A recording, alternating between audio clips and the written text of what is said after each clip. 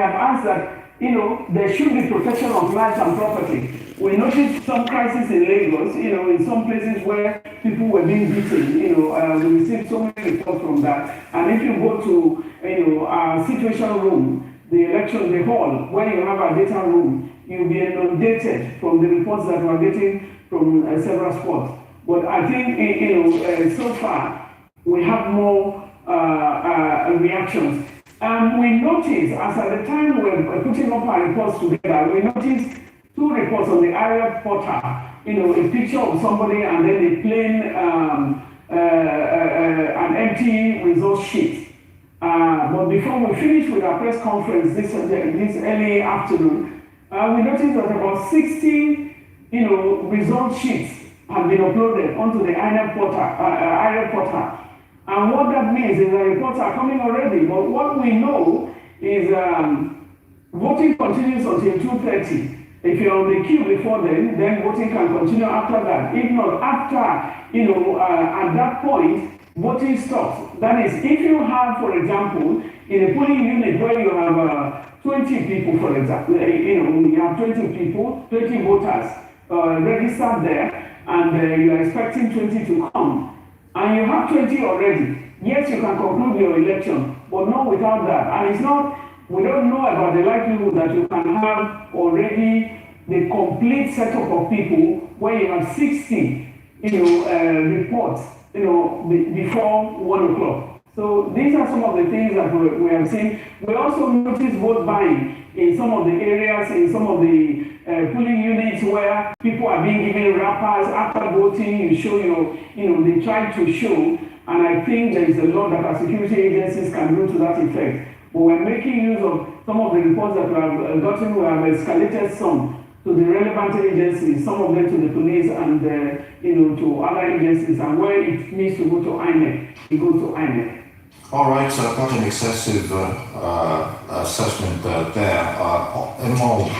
MLV of the Situation Room would like to thank you for your thoughts on that, but would also like you to stay tuned. We'll come back to you, and we go now to Obadioye, who is in Legushi Ikate, suburb of Lagos. So Oba, what more are you hearing from that region?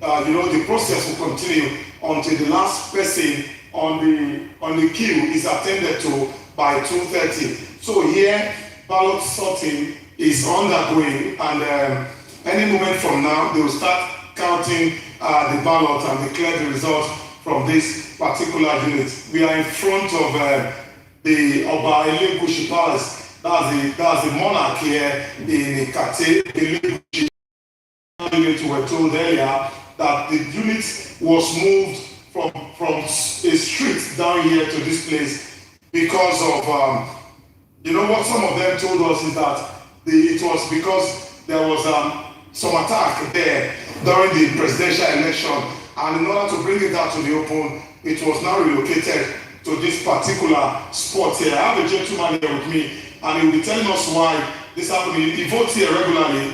Sorry, can you join me, sir? He votes here regularly, and he has some information for us. So, what's your name, sir? Okay, sir. The particular unit, I was here during the governorship election. It was on that street, but now it's here. The street is called Bala Street. So, the unit is here. Do you have any reason why it was relocated? No, I don't know. No explanation was provided to us.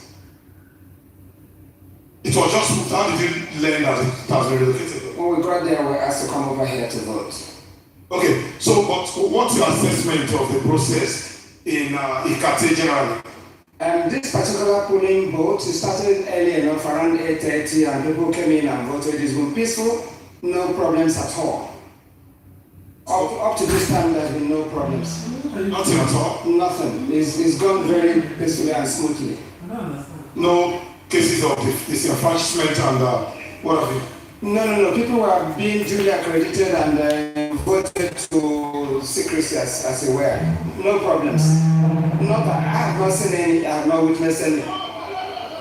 I can corroborate what he just said now because of the unit that I've checked this afternoon around here. It has been peaceful so far.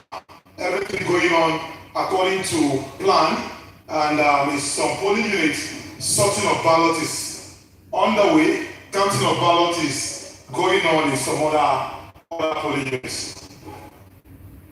Oba. It's good to hear that counting of ballots has started in certain places. You did say that everything has gone very smoothly. Can we hear from some other residents within the area?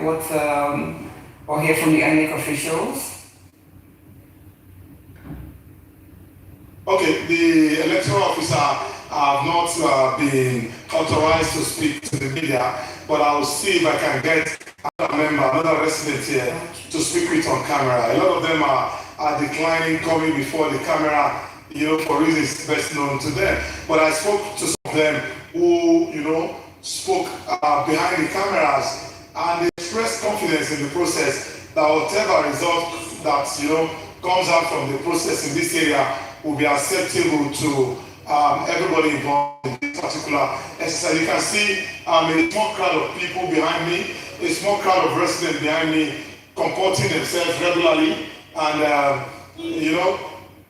watching what is going on with the ballot sorting. Let me see if I can speak with one of them. Madam, can I speak with you? Yeah, good afternoon. Good afternoon. What's the name? Dayo Okoya. Okay. So what's your assessment of this process so far? Well, it's been peaceful since morning, except that we have few harassment here and there, but there was no riots and it's been peaceful. You said harassment. What sort of harassment? I mean, some of them were like, oh, if we'll see how, we're coming back for you. If you wait here to count, we're coming back for you, but they just ignore and restrict by. But here you are, and ballot sorting is on now. Nobody has come for you. No. Yeah. So are you still confident that they will not come for you? They can't come for us. We're all here to do business. So we're here. Thank you so much. So we heard that from her, some form of harassment from some people, and the people are, they have made up their mind that come what may, they are not going to give up. They are going to monitor the exercise till the very end. They look very transparent. The counting process is going smoothly. Yes, you can see it on camera. It's going on smoothly. The electoral officers are trying to sort based on political parties, and the process is that after sorting from the pool, from the boxes, they sort separately. Remember that we are having two elections today. That's for the governorship election and the House of Assembly election. So they will sort based on parties from the two boxes, after which they will count according to parties and then declare the final result of the exercise in this particular voting spot. Very good, Oba. And if I may cast your mind back to the presidential elections, that incident that happened that caused a bit of mishap in that particular area, if you remember, it was afterwards that we saw a massive police presence. There was I think an army vehicle that was stationed in front of the Oba's palace. But what is the scenario? You could expect that, okay, coming from that experience, that you expect to see more security presence in that region. So can you tell us about the current scenario? Because what we're seeing is just one policeman who is unarmed right about the canopy area. I've not seen as many security people on ground today like we saw during the presidential election.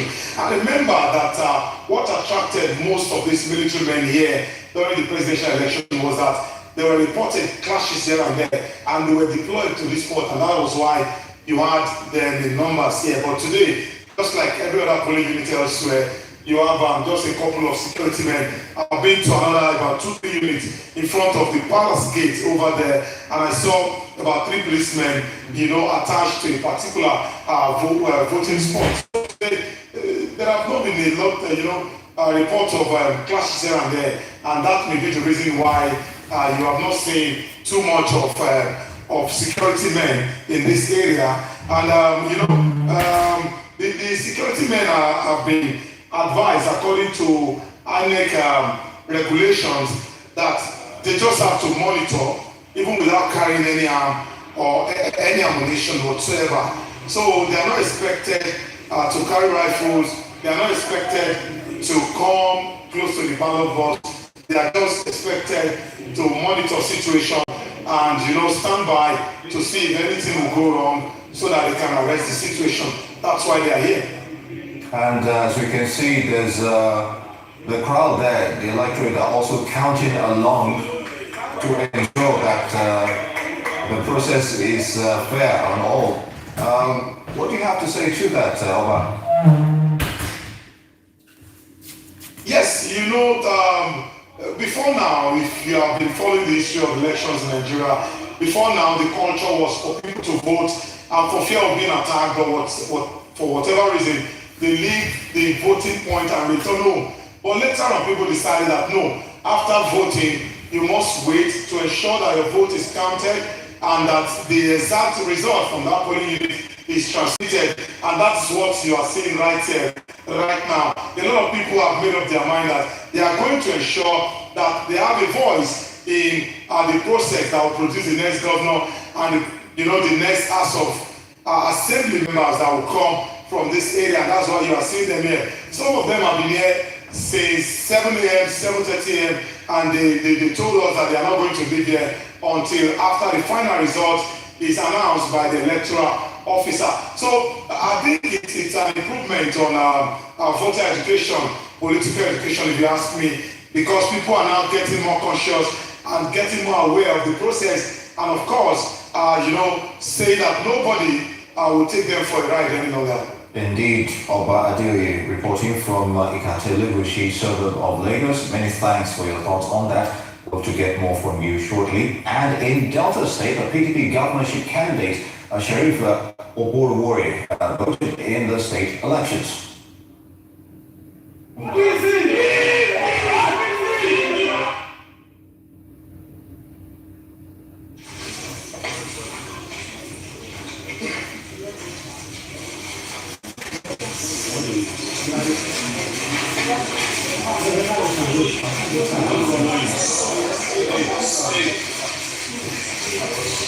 Please, everybody leave.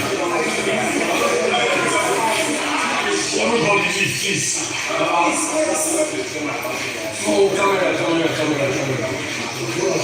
Oh, shit, leave, please leave. Just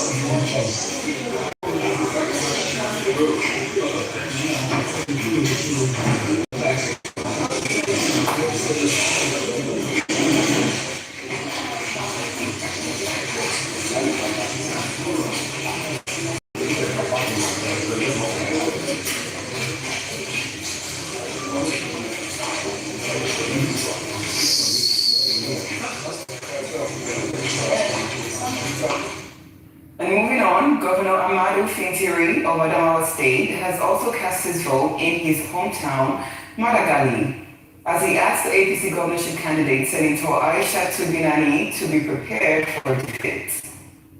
The process is good, it's excellent, it's fast, and I think it's something to be encouraged.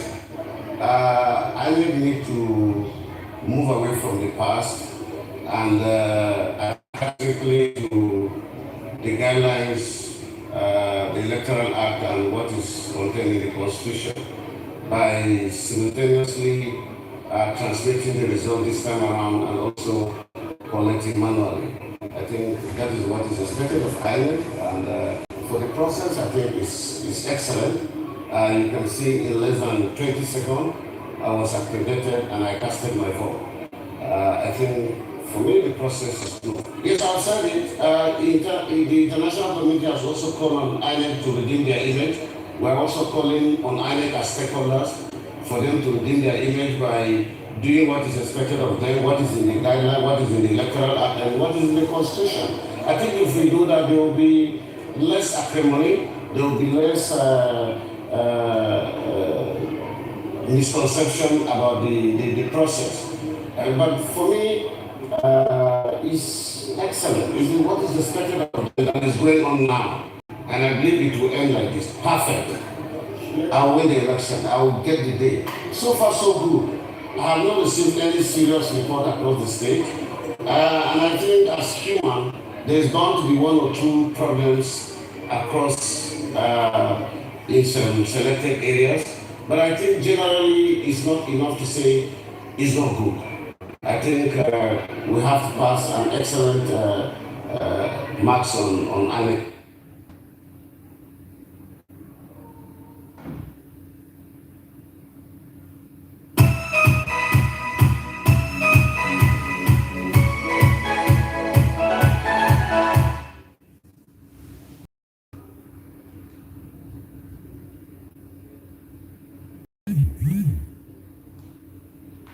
Very few voters.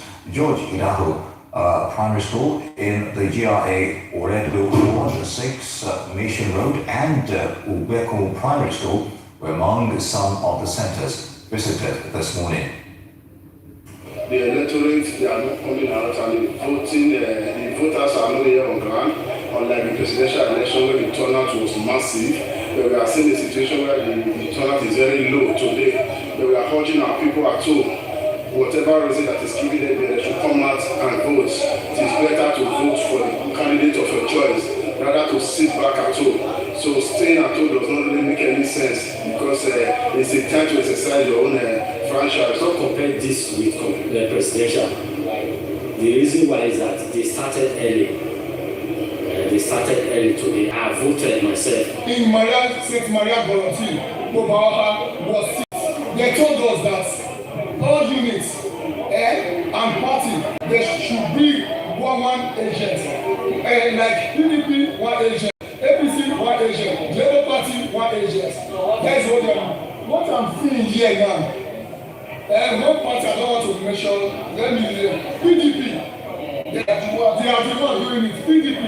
There are almost 6 agents in one unit because that unit is where the chairman of WASIS come from, and I'm still voting in that unit, and it's not supposed to be like that.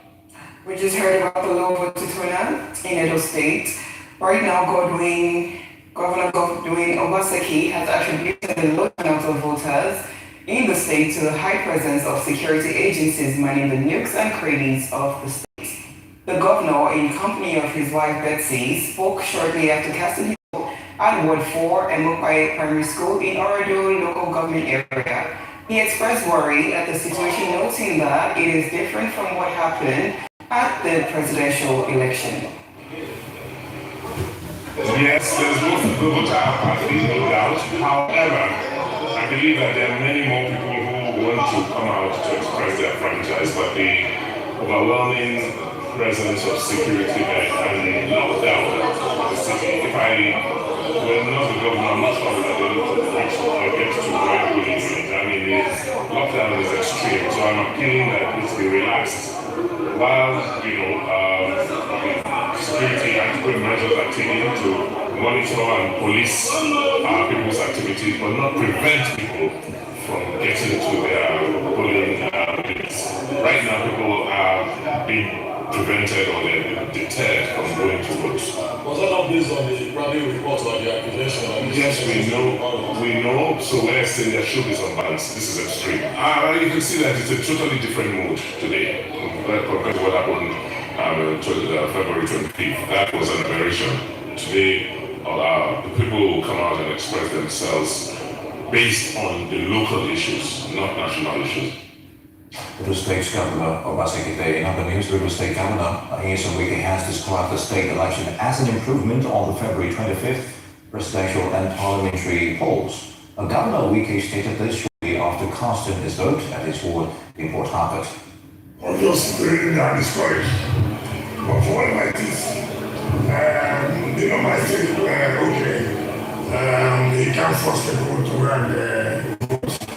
And I'm happy with the signature of the way they do it. It means that the security agencies are doing what they're supposed to do.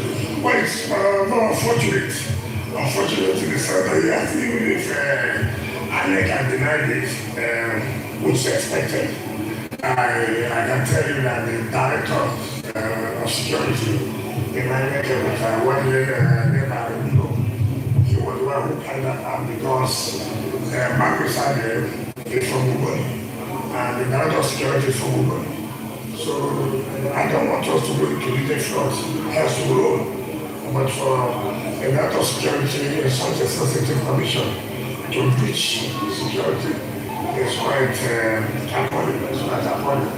But to thank God that the national body, the headquarters of Hamas to deny it, and the security agents have taken good office, and they're working on it. For what I've seen, and I've not had any much complaint, like I said, they've done very well.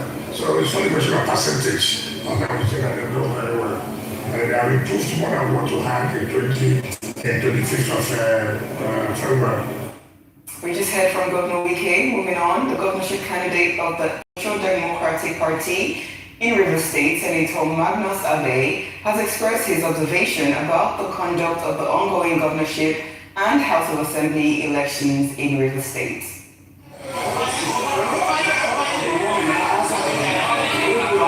Questions? With a rise. Wanted to do is to conduct an election in which the people of Rivers State are free to freely. That's what a democracy is. The first gift of a democracy is freedom. When we're in a democracy and people will come out with canes and flog you to vote in a particular direction, that's not a democracy. When you're a democracy, yesterday we were all at the police office to make the same complaints to the police. They refuse to listen to us. Why would they refuse to listen to us? We're citizens, we're key stakeholders in the election, and we were saying something that was visible to the entire world, and nothing was done about it. So, what would I like the electoral local to do? Conduct a proper election. Let the people of Rivers State decide who should lead them, and whoever they decide, let all of us come together and work with the person. That's how the country will move forward. That's how the state will move forward. All these kind of games that we're playing with the destiny of our people and the future of our country is unacceptable. I should be clear about it. Thank you, Secretary. Now, in your state, the governor there, Chief Makinde, has called for calm over the low turnout of voters which characterized the polls in that region. Makinde gave the start in Ibadan at his Ward 11, Unit 1 polling unit along the Wall Road area of the state. He expressed satisfaction at the process and assured that the eventual outcome of the election will be free, fair and credible. I think everything is going on okay. People have voted the INEC officials, they came quite early, and the process is going on okay. Well, I heard the turnout is not as high as expected, but now we are appealing to people, to come out. We are thinking of the security already. All you can see the people, I don't have to think twice. They want OBT 2.0. Because are working, they did a very good job. They made me stand in a very clear place to actually capture my picture. So there is no extra image at the background, so just me and it's calm. Oh, this is huge. This is huge. The Makindes at the Oyo police station there. And now we still have Annie Obi of the Situation Room still in Abuja. Thanks for joining us. Annie, what are your thoughts regarding what we've heard from all those regional governors, their assessment of the elections? What are your thoughts on that? I think it is good. We have some of the sitting governors that are making comments. We hope that they are working in their own environments for the transparency and accountability of the process, because for us in the Nigerian Civil Society Situation Room, we look at the process. The process is as important as the results that you get for any election, and we hope that this governorship election will be able to, and the House of Assembly election will be able to see results in the real time, in the fairness, and again, we'll go back to what happened during the presidential and national assembly election, where we are still calling for the audit of the polls, because you need to know how many polling units that you conduct election. I hope that at the end of the day, we'll be able to conduct an assessment for each of the polls, because everything has budgetary implications as well. And from the civil society area, we want to follow the money as well. If you ask that you want to have for all of the polling units that you ought to hold election, and you don't hold up to that, what of the ad hoc staff and all the things, the logistics things that you ought to do. But it's comforting to know that in some environments they are peaceful, but we do have some of the rough environments that needs to be covered, and those environments need to be accounted for. If there are incidences, the incidences should be recorded properly. Anybody who has any tendency to destroy another because of the issues of protection, violators should be punished, and punished in a way that we see sanctions. Impunity should stop. Where we see people violating, where you even see the policemen escorting people and the policemen are not doing anything in some places, they need to be held accountable for those environments. I think there is a lot of lessons coming out of this election, and we need to define the perimeters. What are the duties of the state security agencies that are the polling unit, and those that are following the political office holders? How does it go? And what we want is level playing ground. When you are a governor of a state, you are the chief security officer of the state. What that means is that the protection of everybody should be under you, and everybody should be protected by you, and you are paid to do the job. When we are declaring, we are bringing in new people now because there is a vacancy seat, and this is an employment issue. You need to know that those states are conducting employment interview for the next person that will serve them, and not them serving the person, but you have a job to do, and that public offices should not be used against people. Thank you so much, Ene. What are we expecting from? But I also say that there are some areas the polling areas like the BGC, we have complained earlier in the morning that BGC, estate and some estates around there in Lekki, that their polling units were changed or they were transferred outside and they had some squabbles. We hope that such incidences can be tackled, and that areas that are nobody is found wanting, and where anywhere that is found wanting, election should be cancelled in that area so that security agencies can focus on that on a date that is election is decided there. People should not be disenfranchised, and I think we saw a lot of that during the presidential and national assembly election. We should not see that at this time during today's election. Thank you. Thank you. You mentioned that elections should be cancelled in areas where we saw huge voter incidences. What are our expectations from INEC? What remedies should INEC, based on the electoral laws, apply to citizens who have been unable to vote today?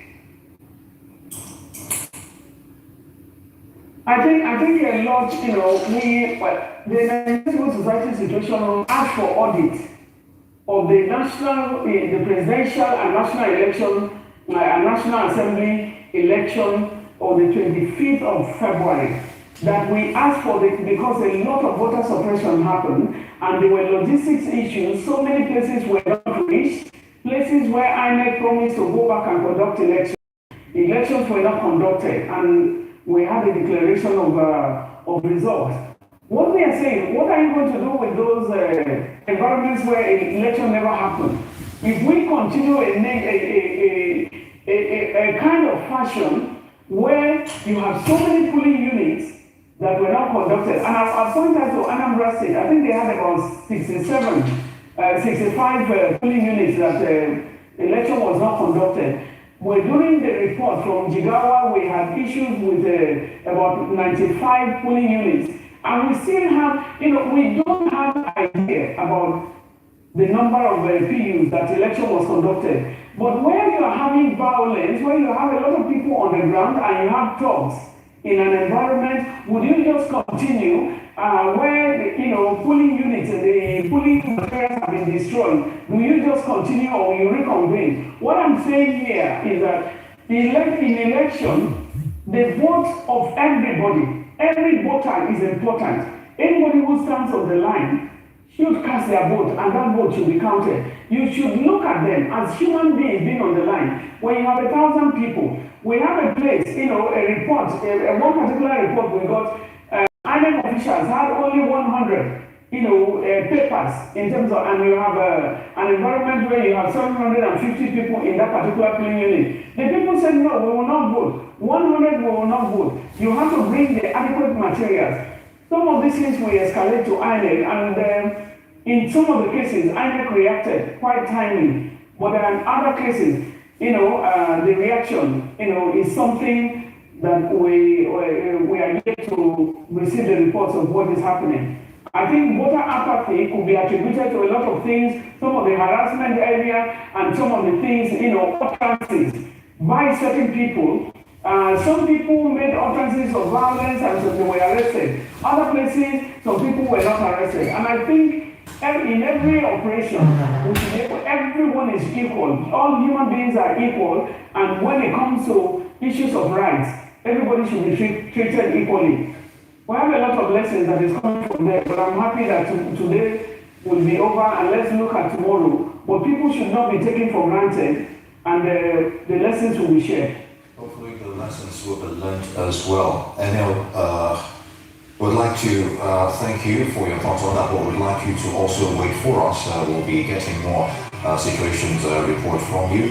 It's been a great moment with you, our audience, and as to the analyst in the coverage of the state election in Nigeria. Olatoriera Panjakudu has been my companion.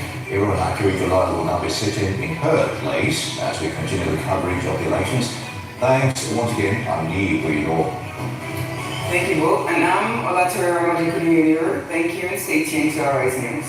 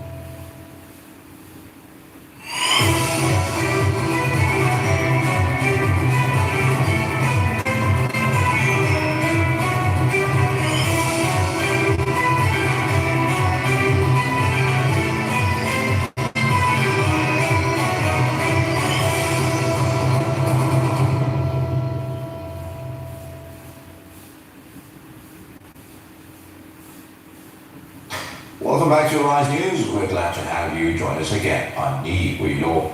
And I am Aaron Akirjala. We will continue our coverage of the governorship and state of assembly elections. Don't go anywhere.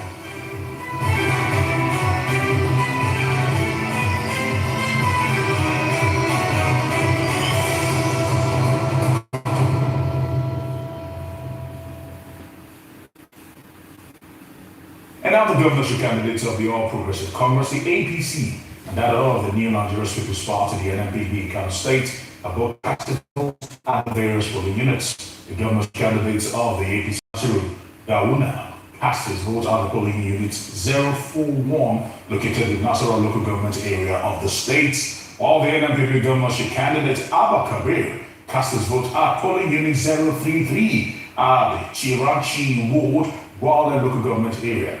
Both candidates described the process as seamless and commended the role of security operations. I am very much satisfied with the large turnout of voters in my constituency.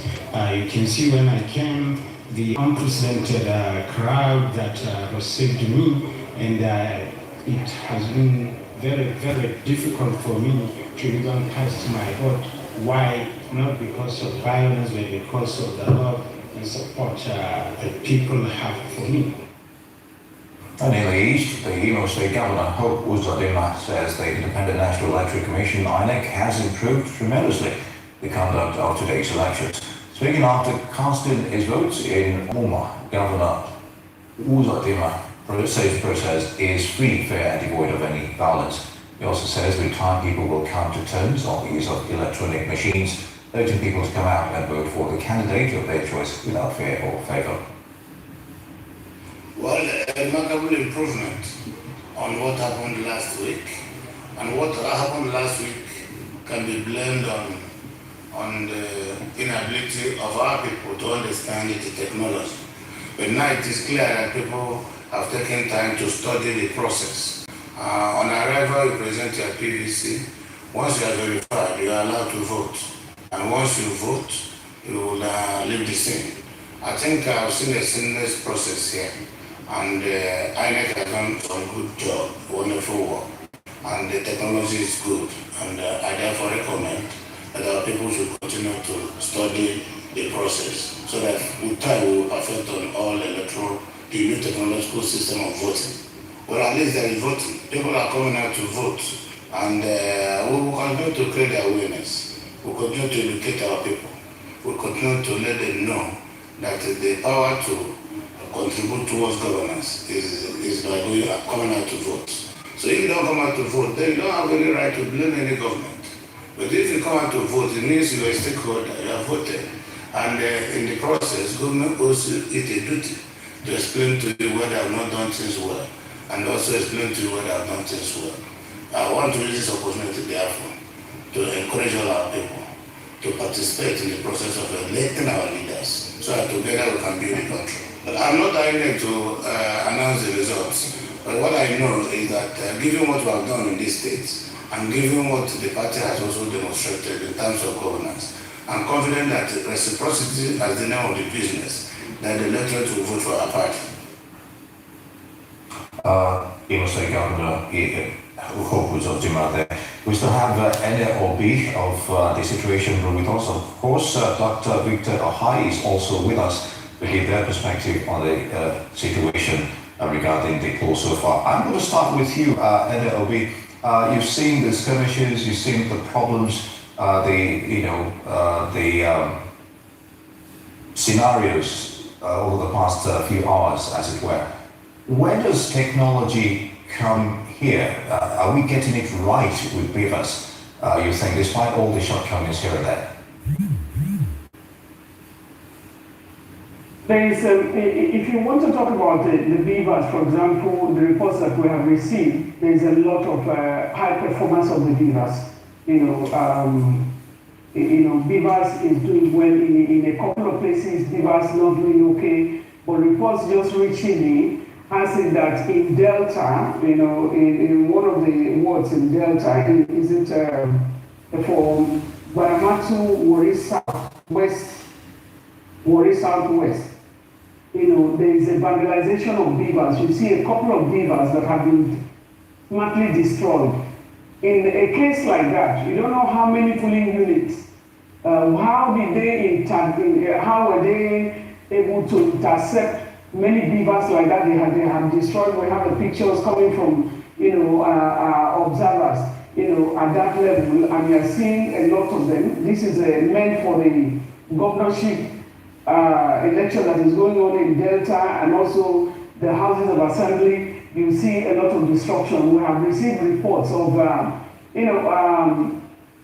beavers either being taken away, and a few we are going to come out with the data, to support that environment. Where you see we raise a radar, because the massive report we are getting from Lagos is very disheartening, and the report we are getting also from Rivers. I saw the governor there, things look so easy and all of that. We had a lot of protests. We also had some of the opposition, stating that they made a complaint to the police yesterday. They didn't take them seriously. And I think if they have, that's why I said earlier that if you have sufficient report with Lagos and Rivers specifically, if you have enough, and there should be a quick audit of the polling units. If it's not sufficient, that's the election that can be put on the side, and maybe next week or thereabout, if it's needed to be cancelled, looking at figures from INEC, they should be able to use their judgment, because INEC is writing its own history as well. When you look at all of these things, because you can't hold election in the local government, and half of the local government, citizens and their voters do not cast their vote. So we need to look at all of that. I'm happy to hear that from Kano, despite all the disruption in some of the quotas in Kano. And even when we are looking at so many negatives, we received some reports from Lagos as the voting time was ending on Thursday. In some places there was fracas, there were fighting, but in some other places too, we saw, both APC and Labour Party supporters together, and they were happy and dancing together. And so there's some lessons that will come from this, but transparency and accountability is one of the big ones. But we need to really change the narrative for young people in this country. We saw some of the issues, the images coming from Ikotu, which are recorded, where some people were being beaten, and that is really a shame for democracy in this country, that things get to that level. And when you want to track that down, those who are beating who, you will not find the children of the politicians, because many of their children are not in this country. They take them out and they come and politic, they go to meet them. But we have the young people of Nigeria who are the inhabitants of Nigeria. Since you are taking your children out that you are not paying attention to, that you use them, you manipulate them because of the poverty level in this country, to bring them down by getting them, to the level of lack of integrity and disinheriting them. Because what we are seeing here, and we have seen in the past governance, why the governorship election is very, very important, is that we have so many governors that looted the treasury of their various countries' wealth. And that looting, even if you are having many governors that are not paying salaries of staff up to 20 months and so on. If they don't pay your salary for 5 months, you know where you're going to be. What that means is that many of these governors have killed so many people in their own environment. And if you don't honor those who have paid attention, who have committed service to this country, then you cannot be honored.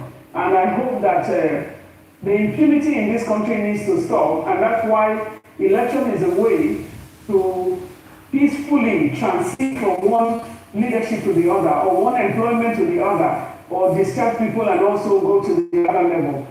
But the conclusion is coming. What is INEC going to do about the reports of the places where election is not holding? That is left for INEC. All right, left for INEC. Dr. Ahmed, let me come to you here in the studio. And what I would like to find from you is very simple. You've heard us speak about INEC and the legacy they're leaving behind, and how posterity might likely remember them. Let's now backtrack a little bit. INEC insisted that the Beavers was the game changer. It was the level playing field for every electorate going into 2023 general election. Right now, confidence is very low. But talk to me as it stands right now. Where we find ourselves, is it a failure of the system to probably administer the whole process? Or are we just not there yet as a people to be able to see such a device and such a technology level the playing field for everyone that wants to vote and actually probably cast their franchise? Thank you very much for that question. Remind me, I'm not too sure, but I don't know if it is part of this, part of Nigeria. I also don't know if Osun is part of Nigeria. Yes, they are. And what's the other state again now? Where the INEC, the beavers rather, was tested. That's what changed our perception and gave us hope that finally a technological Daniel has come to judgment, in a manner of speaking. Okay? So INEC has had time to test this. And the beavers, as a technology, there's nothing wrong with it. What's the process? Simple. You come, you are accredited. One, what does that mean? Fake and fictitious voters, so you get the actual number of people that came, and they must match what's on the voters register. So that takes care of something in the process. Okay? Now these people go, they vote. The results are then collated, and then the picture taken, and real time, supposedly, is supposed to be sent to the IREF. At that end, as it goes, so it therefore means that immediately this result is taken there, and then there is nothing in between to, disrupt or to change the process. In a normal society, and indeed, like I said, it worked. We saw it work in these states before now. This should be perfectly okay. But what has simply happened here is, whether it is for convenience or whatever, INEC suddenly is, and take note, I listened first to the president and the reassurance he gave us about wanting a peaceful, transparent election, and he encouraged everyone to go and vote. I listened to the INEC chairman speak and reassure Nigerians that the process was going to be seamless, perfect, and something that we would be proud of at the end of the day. But what has happened simply now is you find situations where the human element comes in. And where does it come in? One, materials are not taken there when they're supposed to be taken. And note, INEC has all the money it needs, because that's the budget is delivered to them like 100%, unlike other parastatals. So there's no excuse in terms of whether money or logistics or any of that, because they're empowered. Okay? Now, and then you find a situation now where beavers that you've had with you all this while that should be tested, configured before you even leave. I expect that they have IT persons and that this things will be tested before you deploy. Suddenly within the year that these things are not working. Not to just cut you short, but yes. The Minister of Works and Housing, Dr. Raji Fashola, yes, paraphrasing what he said, is that we seem to be making light of the fact that the tax is enormous. The square meter that INEC would have to cover because of this election is huge, and putting in the complexity of also trying to navigate the nooks and crannies of this whole nation. Just let you know that. Yes, just said that we are not giving latitude to INEC, but trying as much as they can to be able to deliver a free, fair, and credible election. Now I'll tell you why that logic or that argument will fall flat. The reason is simple. At the top of the, whatever you call it, pyramid or hierarchy or whatever it is, Mahmoud. Below him, you have the commissioners at the various states. So he gives an instruction. At that level, everybody is micromanaging. So that at best, or worst case scenario, nobody needs to manage more than maybe at most 20 people at a time. Mahmoud is not managing the whole, everybody at the same time. That's why you have a delegation. I mean, of responsibilities and duties. Okay? So there are supervisors at every level. So when these things come, he doesn't have to be here. The person at the state level speaks to those at the various local government areas. Those at the various local government areas have to deal with the various wards under them. So how is that complex? And so when he says that, then I begin to wonder, as Minister of Works, I don't expect that he will be at the field where his engineers are supposed to be, but he entrusts that there's a system in place. Okay. And then at that level, competent people have been put there. They will micromanage, the process at that level. So there's no excuse whatsoever. So if it's logistics, the money has been provided, the state rec will know the number of vehicles he needs. At the local government area, they know what they need, they make all their requests, and that's it. So it's not, no matter how complex it is, it's simple project management, and it's also about management. That's why he's there, to make sure that the process works. That's why he's been given resident electoral commissioner and at all levels as well. So that logic falls, on his head. It's not terrible. Victor, if I may digress a little, earlier on, just before we came on, we were talking about the issue of the impact incendiary comments, has on voter choice, and to a large extent, we know, one or two things happened in Lagos. Certain individuals were making comments that, were quite, maybe what we're seeing now could be the outcome. We don't know for sure. We don't have evidence to that. But then again, the impact of such actions, we're talking about voter suppression, and can we relate that to the previous scenarios that we've witnessed? They're talking about Lagos, for example. We've witnessed, people talking about it, videos being sent all over the place, and now here we are. Well, let me relate this to what happened in Rwanda. The interesting thing about Rwanda is that the Hutus and the Tutsis, believe it or not, it's the same language. It just happens to be like a caste system. Okay? And one careless speech, where you look at the same group of people and refer to them as cockroaches or something, I think I remember that now, is what started what I'll call a conflagration that consumed all those lives needlessly. And I think that government needs to be more, responsible and responsive. Because you see, what you think is nothing now, you never know how far it's going to go. You only need a spark to start a forest fire. That's all you need. If you notice, when the Arab Spring started in Tunisia with just the bread riots. Yeah, Dr. Ali. Yes. Let's let me just actually just get to this breaking news. Sure.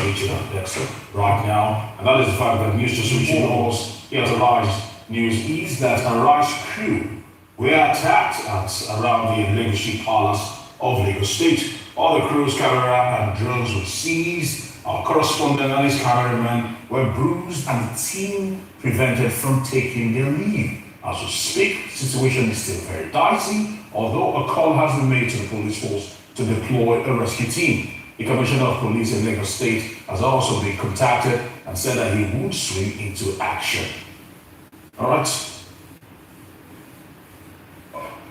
Okay, so let's just take this breaking news coming in again. So now let's tell you that at the moment, the news reaching us is the fact that Arise crew were attacked around a Legacy Palace of Lagos State. While the crew and cameramen and their drones were seized, our correspondent and his cameraman were bruised, and the team were prevented from taking their leave from the vicinity. As we speak, the situation is still very dicey, although a call has been made to the police to deploy a rescue team. And the Commissioner of Police in Lagos State has also been contacted and said he will swing into action.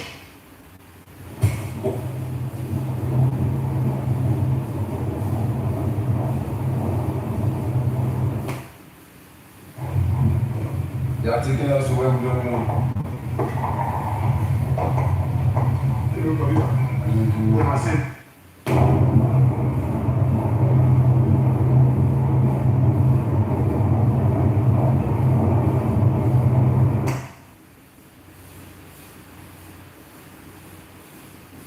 Of course, Arise News crew being attacked there. That's our cameraman, Wade. Of course, I can see a policeman with the drone that was seized earlier. I guess probably that has been retrieved in the hands of that policeman and in the hands of...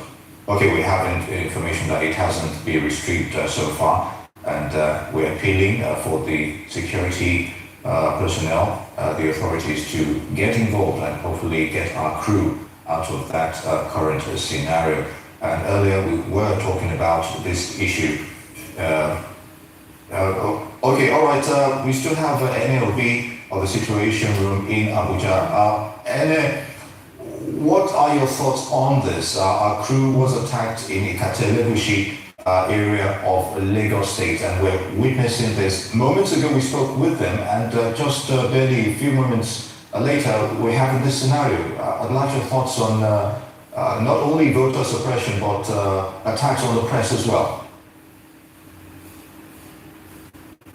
This is very, very sad. Very, very sad. When we issued a press statement yesterday, we talked about the protection of the press, the protection of all journalists covering, the election and the voters themselves, and to have this limited to journalists is very, very sad. We had earlier in the day, I think, a similar issue occurred with channels reporters as well, and they had to call in the army. And so what is going on is not just about swinging into into something and rescuing this personnel. Something should be done immediately because the location is known. And where are the police people? We're talking about the police environment. Lagos is a place where people are issuing threats and nobody is arrested. And I hope that they're seeing the consequences of what is happening. So they need to rescue them and rescue them fast. And we need the details of what is going on in Lagos, and the life of journalists cannot be jeopardized. It's very, very sad how we look at, life, the quality of life for Nigerians. All right. Just going to watch it, this transparency and accountability is not maintained, because if everything is open, the press should have free access to everywhere. They are one of the heroes of this because when you look at voter education, a lot of voter education was not done, either by INEC, by political parties, by National Orientation Agency, and other people. The press are the ones that have been carrying on what is happening in Nigeria around this election. This is very, very sad. And we will hold the political actors and also the security agencies accountable. Where are the security agencies that were supposed to be manning that environment, and then the periphery, the monitors, where are the roving monitors? This is why we are giving room, and we say there is a compromise somewhere. Or is it you leave some people open and volatile to endanger people's lives? What of the police people that were, or the security agencies that were supposed to be there? What is going on? All right, let's come We have to hold people accountable. Okay, let's come to Dr. Oha here in the studio, because the reason why we mentioned this is, let's start it off from the basis of the fact that some few days ago, all right, Oba Said, talking about Legoshi, actually made a pronouncement that an Oro festival will be conducted from Wednesday into Saturday, and non-indigenous women should probably stay away for their own safety. We've seen these things, we've seen threats upon threats are being issued. And on the 25th of February, during the presidential election, that same particular polling unit, that same August Palace, we saw people get attacked, we saw vandalization of INEC materials, sensitive materials. And this is happening again. What do you make of all that has happened within this particular community, and what the police has probably not done to ensure that things like this do not repeat itself? When I saw Oba that,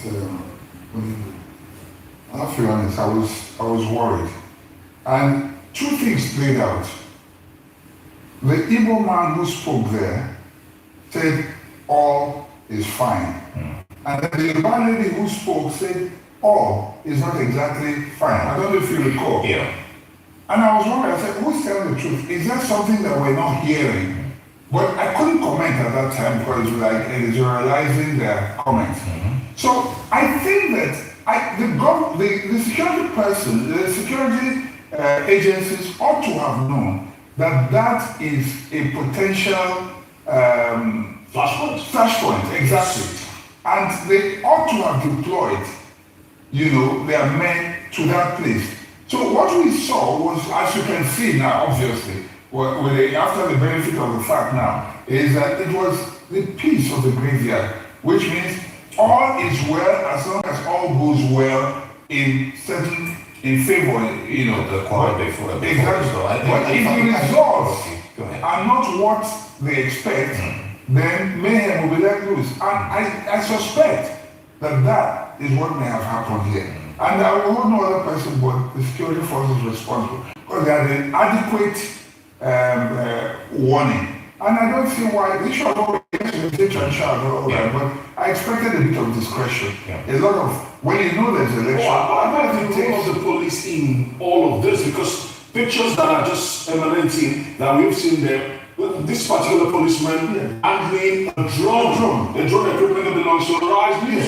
And the question will be asked, what is the role of the police in ensuring that not just the 40 states of the realm being protected, but also the people? Because if he is handling the drone equipment, the question is, what is he even doing with the drone equipment? And the reports reaching us from what we actually learned from our guys in the field, well, they were stopped and their equipment was seized. That means the police have been handling this. Well, it may be trying to say whether they have a hand in it or not, but sometimes you can be complicit either directly or indirectly, because there really is no point. It means if things got to that point, it means the police were not very far away. It didn't have degenerated. Unless, of course, it was convenient to fold their arms and watch this go on. And you want to ask yourself, how did it get into their hands?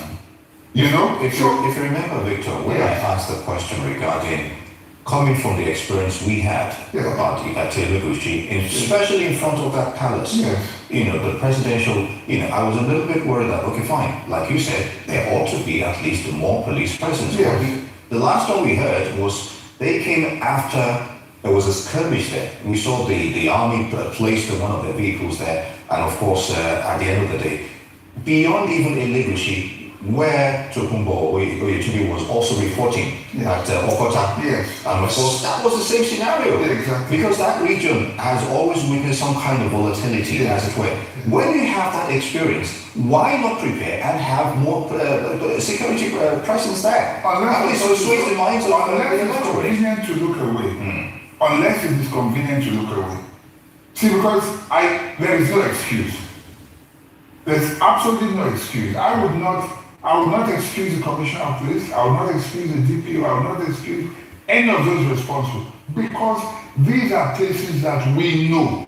They are more intelligent than us in terms of where these flashpoints are. But even as ordinary citizens, we have an idea. And what the citizens are begging for is just protect us and let us perform our civic responsibility. Simple. And